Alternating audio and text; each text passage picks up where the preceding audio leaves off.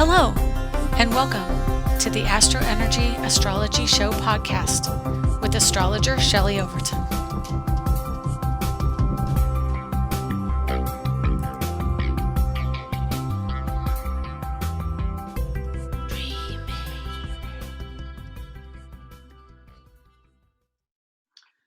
Hello, everybody. It's Shelley, and you are listening to and watching the AstroEnergy Astrology Show podcast. And today we are going to be talking about all sorts of planetary positions. Sorry, I've got my water bottle here. Thanks. We are going to be talking about astrology. And yeah, I'm in Orlando, Florida. I'm an astrologer in Orlando, Florida. And it is close to 80 degrees today. So we are adjusting to a little bit of humidity, which always makes it feel a little bit warmer. So lots of things going on planetarily. Let me just adjust my computer here. And so we are looking at what's going on in astrology. Today we have, the heck is going on with that computer? There we go. So yeah, we've got currently in Orlando a Leo rising. Very excited about that. My Venus is in Leo. It's right on the horizon. Very cool. Moon is at 24 Cancer today. And that means that we are experiencing a connection to being home and holed up here in the home environment. We are looking for security. I'm not going to kid you. It definitely brings where the money is coming from. We are conscientious of that, like where is all that money, and how can we bring it in these times of not knowing, basically. And we've got the North Node at 0 degrees Cancer. We have the nodes shifting into Gemini coming up fairly soon. I don't know if I can find it quickly enough for you. I think I mentioned it last week, but when the nodes move in, it shifts the dynamic for everybody, for the collective. And I can tell you when that happens. Where are you? I know it's coming up pretty quickly here. Yeah, I'm going to have to look at it somewhere else. When that happens, we are going to experience more of a shift collectively out of this dynamic of security, home versus going to work. What is my career? What is the hierarchy and the authority figure saying? And it moves into more, the mass consciousness goes to communications, which is the North Node will be in Gemini, and that's communications. And the South Node will be in Sagittarius, which is about travel and long distance travel, spiritual travel, the collective freedom to travel. And I'm just looking it up here for you. Node goes in on the 6th of May. So just over a week.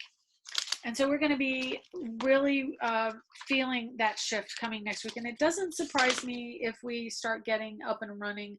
You know, in the world, there's going to be, well, it'll be interesting because this virus, if it's airborne, Gemini is going to have a connection to that because Gemini is an air sign. And also the travel connection to it. Sorry about that. Let's just shut off the speaker. Anyway, so the travel connection could mean that we are going, and honestly, that's how I interpret it, is when the nodes shift in on the 6th of May or the 5th of May, the South Node is kind of collective karma and the past and history. And so it means that we can see a connectedness through the travel. And because there is more travel going on, we are going to probably see a rise in the virus, but I don't know if that will hit right away. It's going to be kind of like we're getting very antsy to get up and running, and that's what Gemini and Sagittarius will do because they're both very transitory energies. They want to be moving. Gemini wants to move locally and in its circles socially, and Sagittarius wants to go and explore other countries. So it will bring out more of a connection to other cultures, foreign cultures, immigrants, immigration, the shift and collective movement of larger groups of people, We'll be aware of what's going on in other countries, which I don't think as Americans we really are, other than the Middle East, because it's an oil focus of politics and has been for most of my lifetime. Um, so we're going to see other cultures in a different way, and it will move our energy from this hierarchical storyline of Capricorn, having South Node in Capricorn, into the Sagittarius. So it'll be housing, it'll be education, higher education, expanding our awareness, spirituality, religions. Um, Musicians will be affected more. I wouldn't be surprised if early May we hear about more musicians in the news, and it could be, honestly, I've been really conscientious lately about talking of things that are depressing. Unfortunately, as an astrologer, there are so many things that are popping up right now with the arrangement of the planets that really do speak to severe events in these times. And so I have to say it as an astrologer, because you tune in to find out about those things, I'm sure, as well as your own life. And I guess I should, before I continue with the nodes and what I'm about to say, address that I'm on a podcast on a video now. I'm still just getting used to the video format of Zoom. And I do want to eventually have questions that I answer for my listeners. And so I'm going to get more comfortable with this format before I take callers or bring in anyone else. It's a video format. I'm not particularly interested in bringing up other people on video. I think I've had a hard time getting used to video myself, and so having another person like pop up, I'm not really comfortable with that just yet. But if you do have questions and you want me to address them for your chart in the podcast for the next month or so, email me or go on Facebook at AstroEnergy. And there's also an Angelic Zodiac page on Facebook. You can get me there. You can get me at Angelic1 on Instagram. And so send me your questions and I'll address them, but make sure you give me your birth date, place, and time, and tell me your name so I can call you out when I do the podcast, and you'll have your answer there. So for now, that's how we're going to do it. I do also want to say that I'm going to start doing live stories on Insta stories here and there throughout the week. So, if there's a particular event like the moon going into Leo, say this afternoon, I might post a little blurb on my Insta story about what's going on with that. So I'm going to start doing that, and I want you to get that if you're aware. So it's Angelic Zodiac 1 on Insta stories or Instagram. You can follow me there. Okay, so anyway, what I was going to say is, as anything of impact, slower moving planets, or I would say from Mars on, Mars, Jupiter, Saturn, Uranus, Neptune, and Pluto, any of those transiting into a sign will create an event. And the nodes, for sure, a shift of the nodes can trigger events. So when I think of events that are triggered, it means that there can be a transition with Sagittarius. It's a Jupiter connection of transformation and transition. So being musicians or housing market might take a hit after this. We might hear of a musician passing away or an airline accident, those kind of things. So I just wanted to mention that. I'm going to close the door real quickly because it's getting kind of loud in the other room. Okay, so yeah, sorry about that. Yeah, so we've got a big shift of energy collectively coming up. And then again, the North Node in Gemini is going to be having a voice and breathing, how we breathe. It can also bring in the energy of education and children, a connection to elementary education, which is that particular area of the sky. And then also neighbors or siblings and small animals are covered under the Gemini energy. So look for that shift in early May. And again, because we are approaching 2 weeks out from this huge week of shift, which is May 12th and 13th, 14th, and 15th, that's when the planets retrograde. It's when Mars moves into Pisces. It's when Mercury in Taurus, I think, moves into Gemini that same week. So it's going to be a major shift. So not only are we going to have the North Node in Gemini, we're going to have Mercury, which rules Gemini, in Gemini. It's going to be a time of communications, but can it also be hyperbolic speech, or not even just hyperbolic, but hyper speech, where we're really just shooting off the cuff. We have ideas coming in fast and furious, and we're throwing them out there. Currently, Venus is in Gemini, and Venus in Gemini has been drawing our attention. Women are more able to get their point across, or the energy is a feminine planet in a masculine sign. And so there can be, more masculine verbal discourse where it's more blunt and to the point. And then, of course, we have Mars in Aquarius. Mars is naturally a very straight to the point energy. In Aquarius, we're highly analytical. We're like in our minds, we're like getting information coming fast and furious. And so, it's any air sign energy in the planets is going to ramp up the speed a lot more. It's also going to bring wind, which air blows and change, winds of change. Mars and Aquarius can bring winds of change.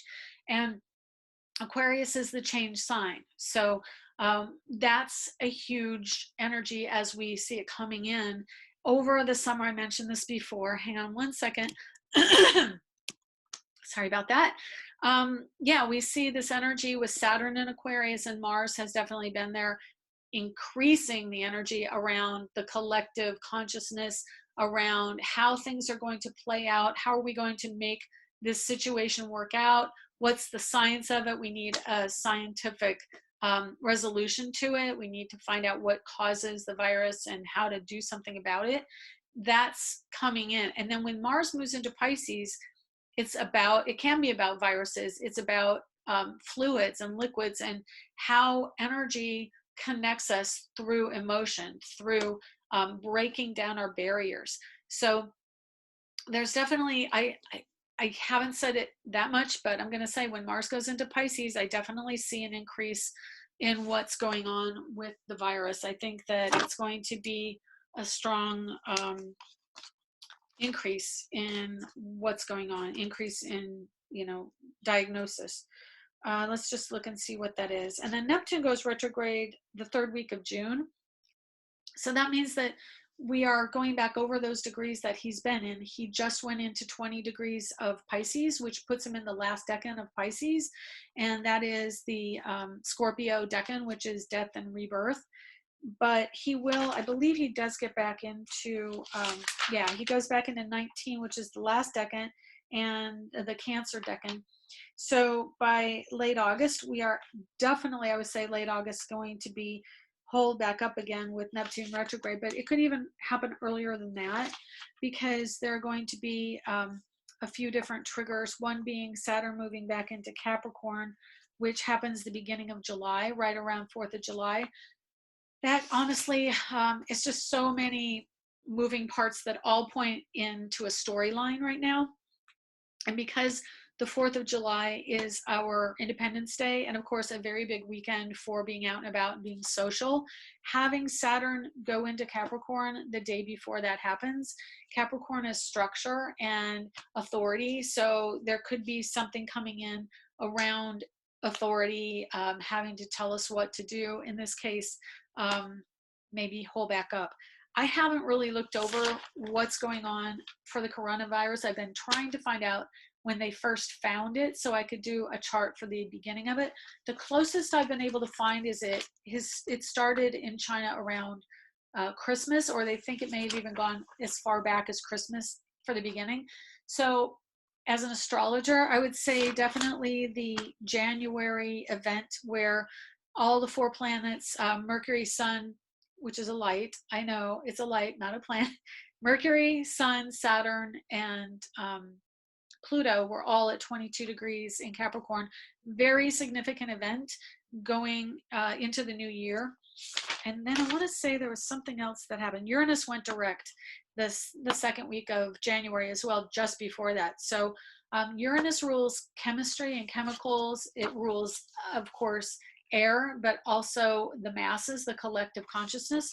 So I think by the end of January, when all this energy had finally really settled in is when we really started hearing about the potential of this virus. So as an astrologer, I think the closest I can come, not having an exact date in December just yet, I would say it would be the beginning of January. And definitely the connection to the 22 degrees of the sky is significant. It's been significant for a few years, even since 2015, when Uranus and Pluto squared at 22.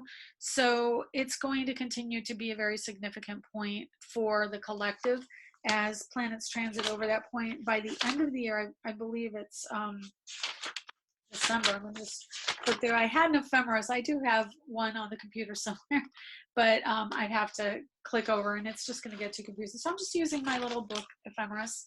For those of you who are unfamiliar, the ephemeris is the table of planetary positions. And as a visual person, it really just helps me nail down dates really quickly by looking instead of searching on a computer program. So yeah. 22 degrees of Jupiter in Capricorn this year, second time, because he's already past that. He's at 26 right now. He goes retrograde and then goes back over that degree twice throughout the year, and he'll be there in November. So again, this is like the culmination of the energy that we've seen repetitively around the collective consciousness and a shift and change of ideology around authority and hierarchy. So coming into the end of the year, I find it really interesting that that is the time zone roughly for the election. Excuse me. Sorry about that. So yeah, we've got a lot of stuff is culminating in November. We've got Neptune going direct late November, and then Mars also was retrograde in Aries through mid-November, goes direct at 15 degrees the last couple weeks in November. So really, I would say 2020 is a year of really strong shift and change back and forth. It's like a process year. So we move forward 2 steps up, 1 step back, 2 steps up, 1 step back. But by the end of the year, we are back what seems to be square one, but we're actually 1 step into the new game and we are ready to take off after that. So definitely 2020, not a surprise that it is this huge collective shift going on, and that doesn't necessarily happen easily. So let's talk a little bit more about what's coming up for this week. And I'm going to just shift to my ephemeris in these pages, which I love because it gives me day to day and week to week.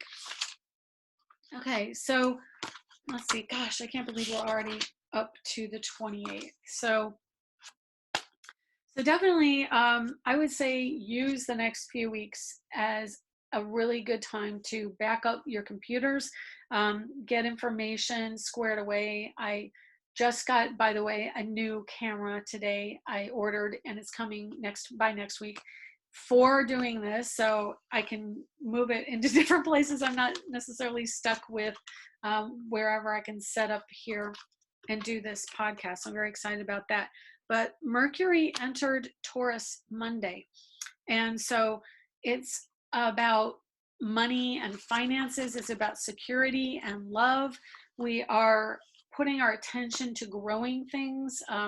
Really great time. We had that new moon last week in Taurus, and now we have Mercury in Taurus. So we're wanting to grow things. We're wanting to pay attention to money growth.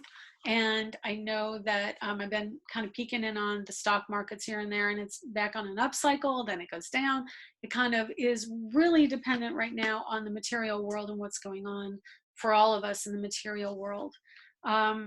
Let's see what else we have here. Yeah, today at 9:06 p.m., the moon, and that's Eastern time, moon enters Leo. And the moon in Leo means that we're going to nurture our creative side. We're going to nurture the romantic side of our lives. And what we really want is connection one-on-one.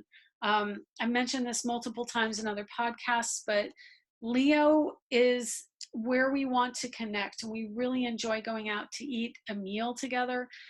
Right now is not the time for that, obviously. So we may go pick up a meal and then come back and have it with our special someone, but we can also cook and create in the kitchen together, which is a really wonderful time to a wonderful time and a wonderful event to try and connect a little bit more with our loved ones. And children, it is about children. It's about, you know, how are we really experiencing life through a child's eyes? So connect in to your kids a little bit more. I know it's overwhelming to have children around all the time and be around them constantly, unless you're a homeschooler. And personally, I always wanted to homeschool. I never really got to because my kid's dad wasn't really into it. But as my children got older, my daughter really asked to homeschool for, you know, I would say the last 4 years. And now, amazingly enough, that's exactly what she's doing. She's online college. So some people's temperaments are better for that. If you have planets in the house of home and family, especially like if you're, let's see, she's a late degree Leo rising. That would be Leo or potentially a late degree. Let me just see. Now, probably Leo rising. She's late degree, but Leo or Virgo rising would put Gemini or Sagittarius in the house of home and family. And you have planets in Sagittarius. My daughter has Mars in Sag in the house of home and family. So that's education at home, higher education at home.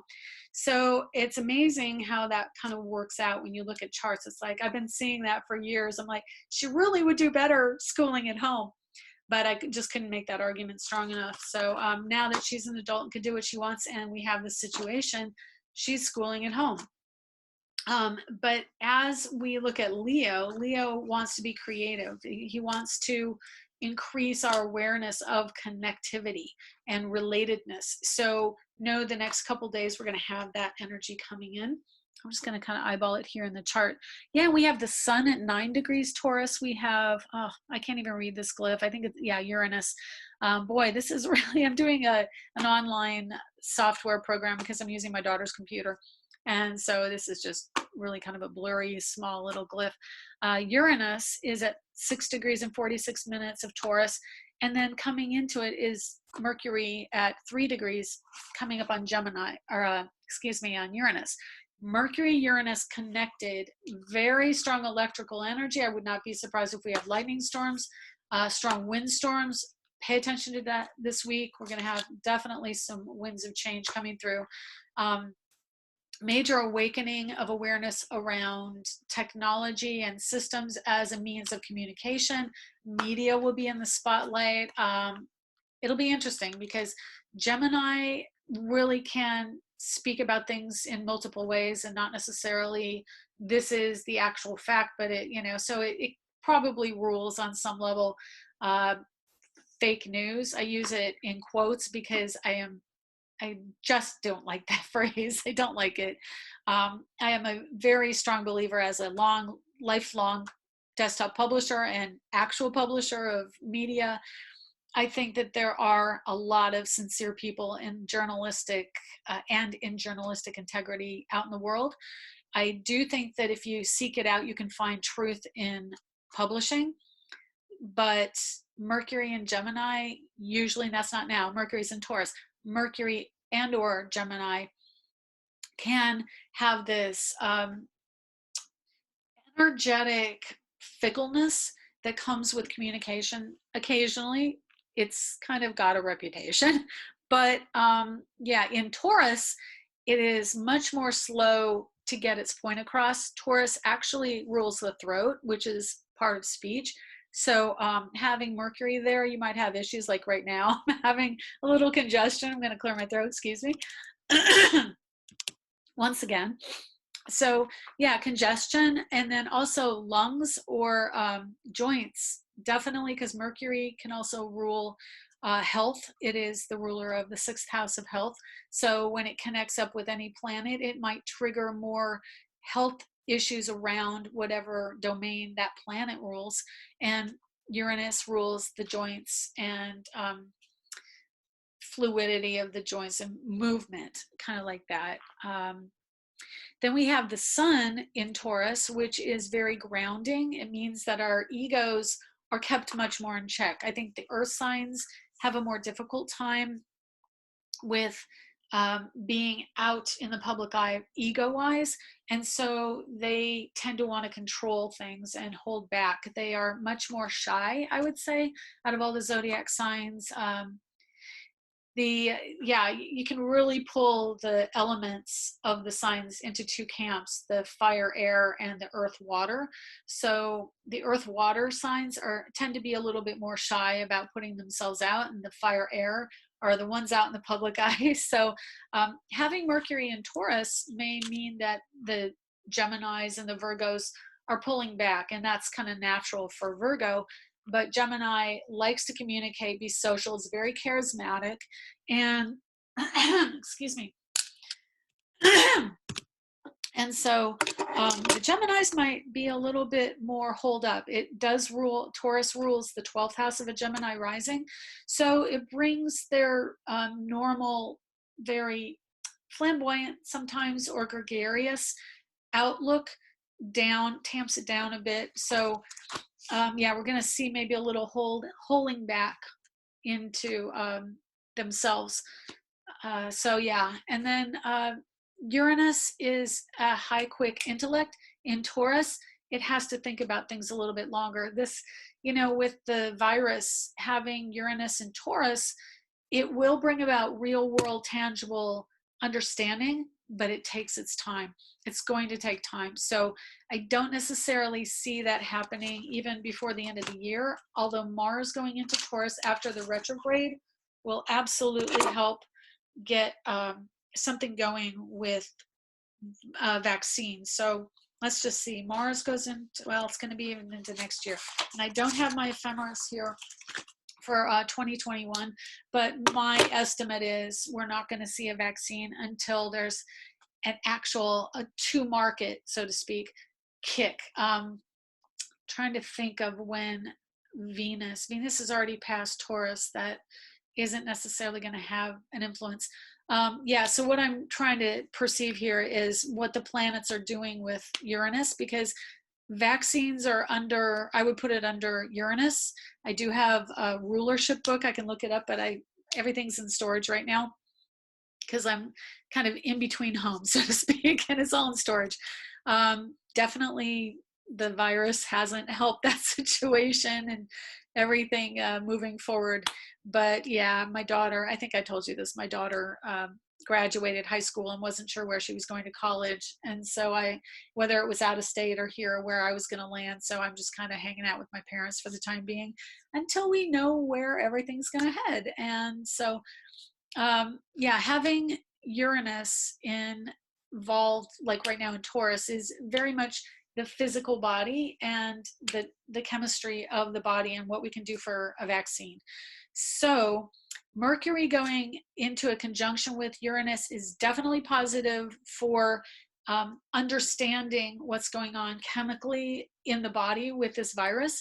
But Mars is the driving engine of activity. So when Mars finally gets there in early next year, because like I said, he's going to be retrograde in Aries through the last part of this year. When he gets to Taurus, it's about the body and it's about taking action, and it's the fire within the body. So that's a whole other story. I heard that the virus does better when does better on its own, producing more virus when it's warm. That's why you want to get the fever down right away, so that it doesn't have an environment that it enjoys. And I heard that in bats, which is where it originated, that bats have a higher body temperature, and that's how it flourishes in that environment. So we want to keep our temperatures down and not let the fever get the better of us so that it won't spread. Not a doctor. This is just what I heard through the grapevine. So take it with a grain of salt. Take everything with a grain of salt. Think for yourself, feel for yourself, understand the situation through your own eyes. We are in a time of shift from external validation to personal internal validation. That is Uranus. That is Aquarius, the ruling sign. So definitely check in with your own intuition, check in with your own connectedness to the whole picture, and don't just accept what's giving to you. Do the research, do your own, weigh the truth versus, does this feel good or bad? Does it feel true or does it feel not true? Do that work for yourself, because that's what we're heading into with Aquarius energy, with Saturn and Aquarius. It's about autonomy and being your own center, not giving away your power to an entity. That is the Capricorn energy. It's a hierarchy, and we are moving past that as the age of Aquarius comes in. Okay, Neptune, our friend Neptune. Like I said, Neptune's going to be going retrograde here too. So I think we're already in the shadow period of Neptune retrograde. But let me just double check that. I didn't put it in here. Okay, well, we're going to do a little reconnaissance here. Neptune goes all the way retrograde, 18 degrees and 10. So he was at 1810 on the 3rd of March. So he is actually in shadow. I don't have a pencil handy to put that down. So after the 3rd of March, we've been in Neptune retrograde shadow, which means that, interestingly, the oil situation highly connected to Neptune energy. The oceans are connected to Neptune. And so having Venus squaring Neptune definitely associates with the retail market of oil going down, and that square energy is a conflicting energy, a stress aspect. So as he goes retrograde, we go back over that energy, and he won't get back forward through that degree. I don't even think by the end of this year he'll be there. Let me just, yeah, he'll just be past it in December 2nd. So is when it's exact. So December 2nd, he clears the shadow, and definitely we are going to see some shifts come in December. And I haven't looked fully into what's going on by that time, anymore. I just kind of take it as it comes, because it's a lot. Not going to kid you. It's a lot. So, yeah, let's continue on with what's going on this week as we head into May. So, yeah, May Day is Friday. I love that. Beltane, according to this, too. I'm not real familiar with what Beltane is, but I know May Day. And May Day in France, you get to hand out lilies of the valley, and everybody is encouraged to hand out little tussie-mussies, which are little groups of lilies of the valley. So spring is my favorite season. Yeah, let's see if I can say, so Mercury and Uranus join up at 11:41 p.m. on Thursday. Most of the aspects through Thursday and throughout the week, with the exception of today at 1:28 p.m. Eastern, Mercury squares Saturn. So Mercury in Taurus, so ideas about money, Saturn, new energy. So that is definitely going to be something to watch if you're into the markets, if you're into money, because the mindset is to be a bull. Bull is the sign of Taurus. Minds want to go and buy. Aquarius is not about money. It's about the lack of money on some level. It's about detachment from the material world. It is an air sign that wants to detach. It wants to, what it does is it puts itself in the third person. So if you can kind of think of, okay, I'm involved in the ego of something, which is Leo. The opposite sign is the lack of ego. It is the lack of connection and attachment. So when we have Aquarius energy, it is a certain amount of detaching from the material, detaching from money and money systems. So we will be seeing, and I have to tell you this, Pluto rules joint finances, get the tongue together, joint finances. So when Pluto moves into Taurus, it will absolutely shift how we do business as a collective. Right now, the square between Saturn and Aquarius and Uranus and Taurus is awakening us to, really honestly, the future energy. I would recommend that you buy cryptocurrency or think about how your finances could transition into a more technological energy, investments. And I would also honestly become more self-sufficient, grow your own food, do things, especially with this Uranus and Taurus energy. It's about to go retrograde. There is still a bit of a square going on between Mercury and Saturn. Like I said, it's going to be exact. which is difficult for growing something. And I think honestly, because Mercury I've heard this too this week, I've heard there's going to be a food shortage. Not surprising, you're hearing it in the news. The meat packing plants are closing. They're trying to stop that.